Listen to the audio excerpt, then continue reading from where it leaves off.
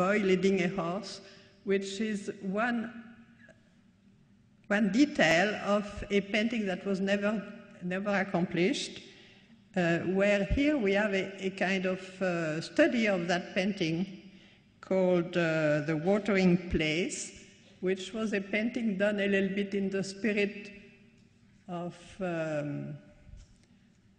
Gauguin, who had done a group of people on horseback like that, looking for the water.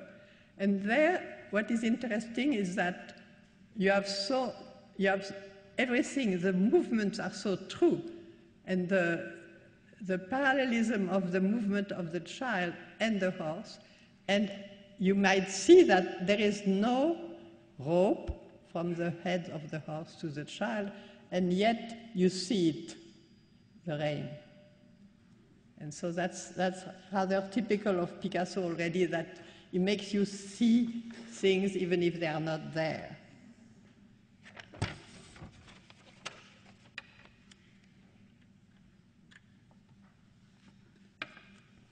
Here, this is 1906. I show you this one before the next one, because the next one of Gertrude Stein is quite important, and I will have to speak more about it. This is a self-portrait with a palette, and now you have seen that there is absolutely the symbolism of sadness, etc. There is no expression. The face is absolutely a mask. The face, that is after he went to Gozol in the summer, and it really speaks of the importance of Iberian sculpture. So the feelings of a face will be replaced by the hieratic aspect of a mask. And the hieratic aspect is extremely simplified and is exactly on the plane of the canvas. So it is no longer something that, that we are feeling. It's something that we see, but as the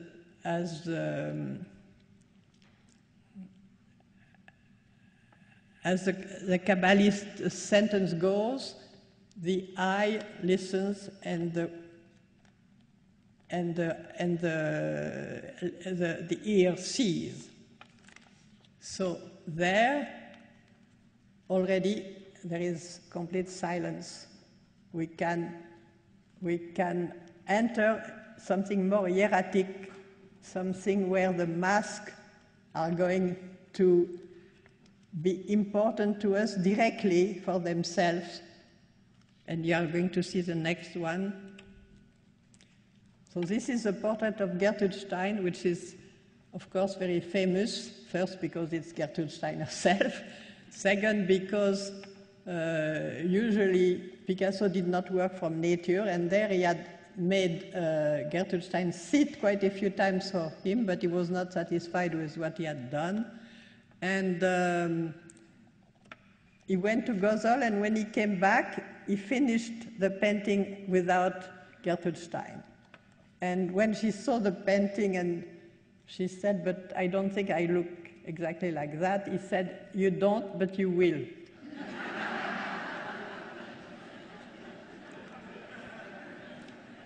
And this painting is here, as you know, in this museum. It was in her will. She gave it to this museum, which I think is a great thing that she did, because it is really a very important painting in itself.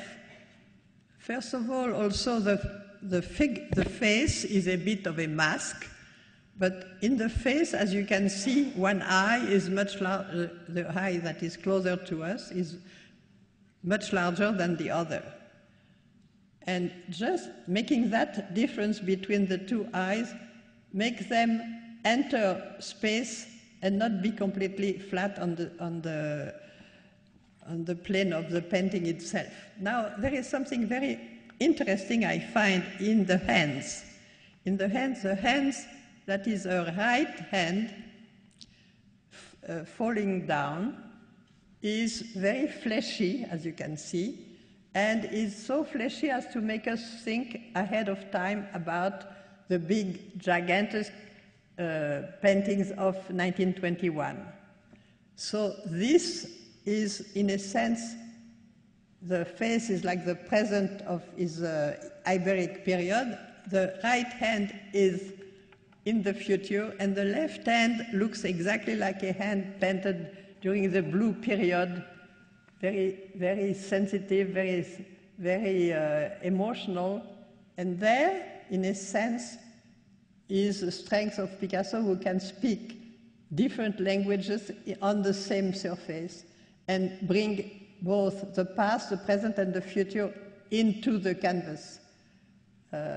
Since that's a rather strange thing to think about, because usually the painter is somebody who speaks about space, but in Picasso you also always have the dimension of time as well.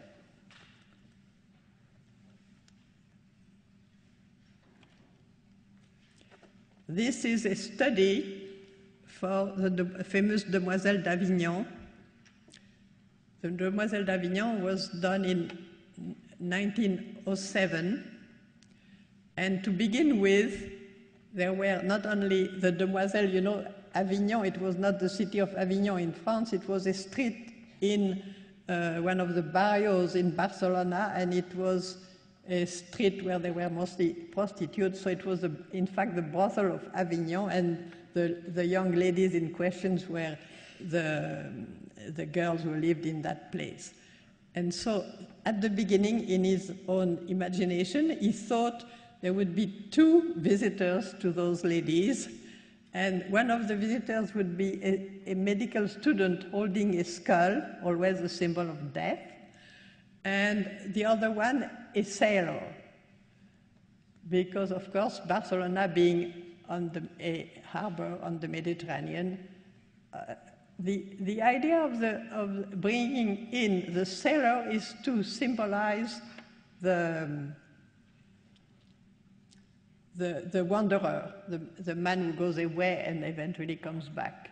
I think also for him, the sailors were the people who had brought to his attention, because he had seen that even when he was a little child in Malaga, some of the masks of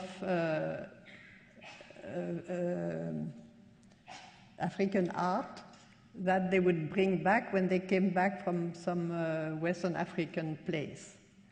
So I think the sailor for him is basically the wanderer. Now, so this is the sailor, and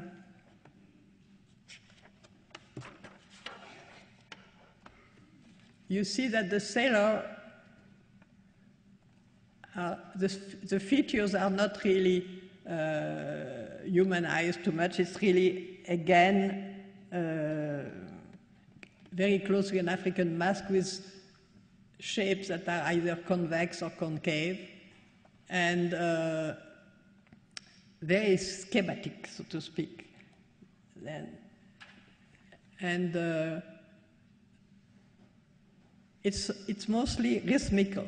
So that's what comes with the beginning of what is going to be Cubism. Now, this is the sailor.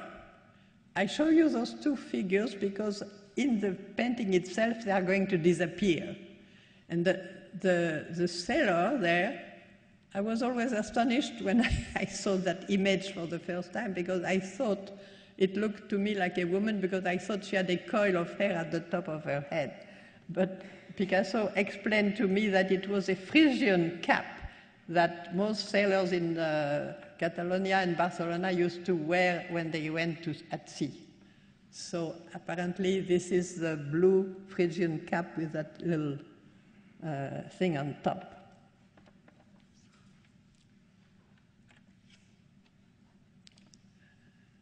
Here we have the left. So, you know, in the meantime, the sailor and the medical student disappeared off the painting, and in the big painting there are only 5 women, 3 to the left that you can see here, and 2 to the right we can approximately see, and the 3 to the left you still see exactly the